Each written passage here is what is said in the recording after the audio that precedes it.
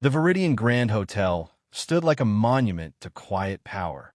Marble floors that gleamed like still water, hushed voices, and the cold scent of wealth. Evelyn Reed stepped into the lobby with calm poise, her tailored navy blue suit immaculate, a modest leather suitcase in hand. She walked with a quiet grace that turned heads.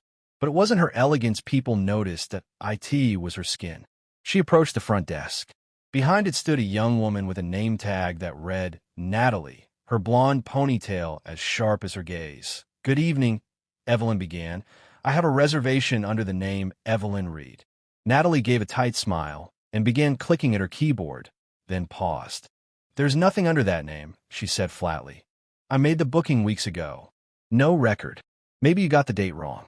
"I'm quite sure I didn't," Evelyn replied.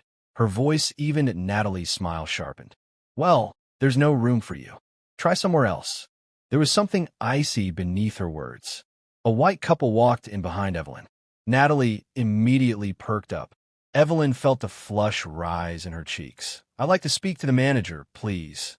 "No need for that," Natalie said with faux cheer. "We have standards. You're not exactly what this hotel caters to." Evelyn's jaw tightened. "Excuse me. You heard me." Natalie's voice dipped, venom barely hidden. "This isn't the jungle. We don't offer rooms to, well, you know." The word sliced through Evelyn's composure. She remained still, as if any movement might crack her resolve. "I'm asking you, one last time, to check the reservation." Natalie leaned forward, voice low and biting. "Look, I don't care what you call yourself. You can wear a suit, carry a fancy bag. But at the end of the day, you're still just a," she paused, smiling cruelly, "visitor from the wrong neighborhood." A nearby guest shifted uncomfortably. A hotel bellhop froze mid-step. No one said a word. Evelyn's voice barely rose above a whisper. "You should be very careful." Natalie scoffed. "Please, you think I'm scared of some woman pretending to be more than she is?" Evelyn's fingers curled into her palms. She wasn't scared. She was furious. Natalie waved her off. "Why don't you go find another place? One that accepts your kind. Or are you here trying to land yourself a rich husband?" She laughed. "Wouldn't be the first." Evelyn's body was trembling now, not with fear, but restraint. Her heart pounded in her ears. Around her, silence pressed in, thick and stifling. Still, no one intervened. "You don't belong here," Natalie spat, stepping out from behind the desk. "Let me help you out." She grabbed Evelyn's suitcase without warning. "Don't touch that." Evelyn snapped, but Natalie was already at the door, flinging the suitcase out into the rain-slicked street. The leather slid across the pavement like discarded trash. "Go back to the jungle, bitch," she yelled. Gasps echoed. A man nearby pulled out his phone. A woman covered her mouth. Whispers buzzed in the marble chamber like angry wasps. Natalie turned, smug, triumphant, and Evelyn stood there, still, but no longer silent. She stepped outside slowly, retrieved her suitcase with care, then turned back. Through the glass doors, she saw Natalie laughing with a security guard, her words cruel and careless. "I swear," she cackled, "those eyes, like some scared animal." Evelyn's fingers tightened around the suitcase handle. Her eyes flicked upward. The golden emblem above the hotel entrance shimmered in the evening light. The IT was her logo. Her hotel, her name, carved into the ownership papers. The woman inside had no idea who she had just humiliated, and now the cameras were rolling. She turned back toward the entrance, calm and composed, storm quiet in her eyes. Something deep within her had shifted. The humiliation burned, yes, but it was no longer shame. It was resolve. She walked slowly to the entrance, her heels clicking sharply on the stone steps. Natalie's voice drifted out again. "I'll call security," she said.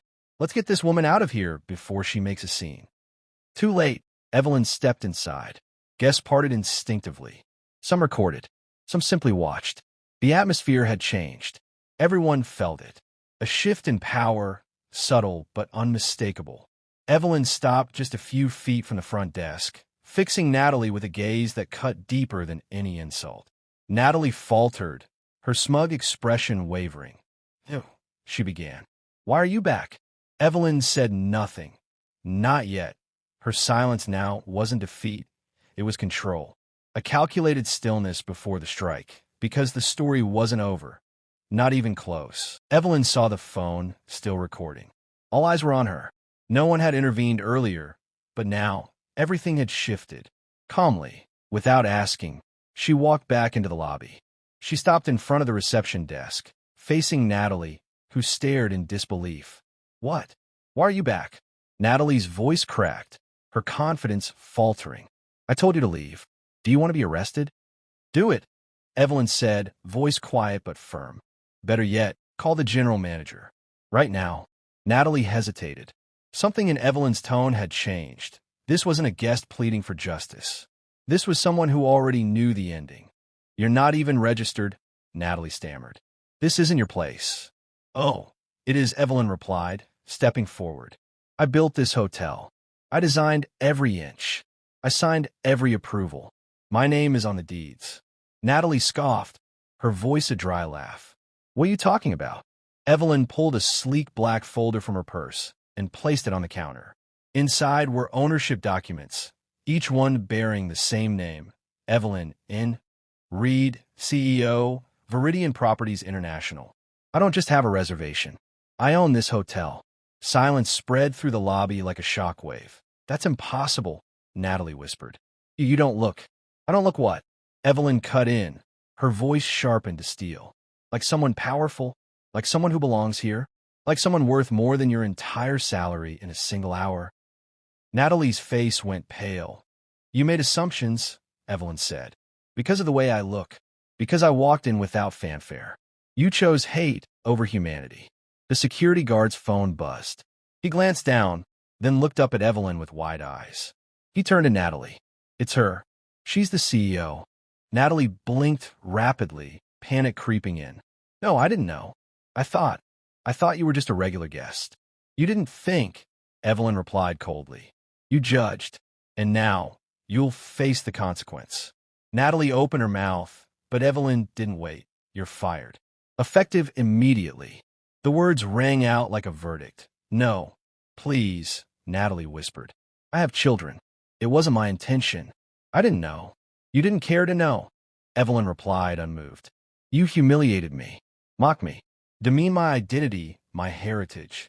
You did it loudly, publicly, and now the consequences will be just as loud. A hotel executive rushed in, breathless. Ms. Reed, he said, face flushed. We were just notified. Please let us handle. No, Evelyn interrupted, never taking her eyes off Natalie. Let the cameras keep rolling. Let every second be documented. This isn't about me. It's about something bigger. She turned to the security guard. Escort her out. Immediately. And ensure all footage is reviewed by HR. The executive nodded, already typing on his phone. Natalie looked around helplessly, desperate. Please, this will ruin me. I can't lose this job. You ruined yourself, Evelyn said. In 5 minutes, you erased your place here. I built all of this. You spat on it. Natalie was led away, her proud posture now broken. Tears streamed down her face as guests recorded her exit. Within minutes, videos began appearing online. The story exploded. Racist receptionist humiliates black hotel owner. By morning, it was on national news. Evelyn didn't speak to the media at first.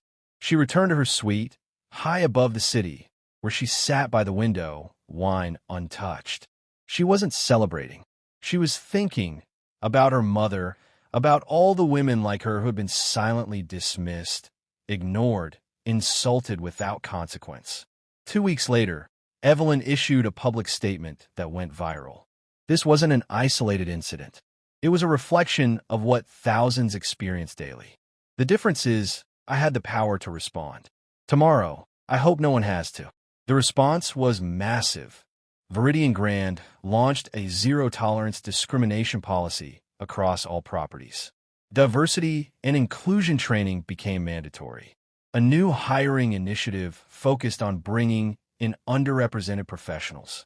Evelyn ensured that what happened to her would never happen to another guest in her hotels. As for Natalie, she tried to apologize, gave interviews, posted long statements online. But the damage was done. No one believed her regret. No one forgot the footage. She had become the face of casual racism, and her career was over. Evelyn never gloated, but every time she walked through the lobby of the Viridian Grand, she paused, not out of bitterness, but to remember remember the silence, remember the strength it took not to scream, remember that true power doesn't shout. It stands tall, speaks clear, and never bows, and she would never be silent again.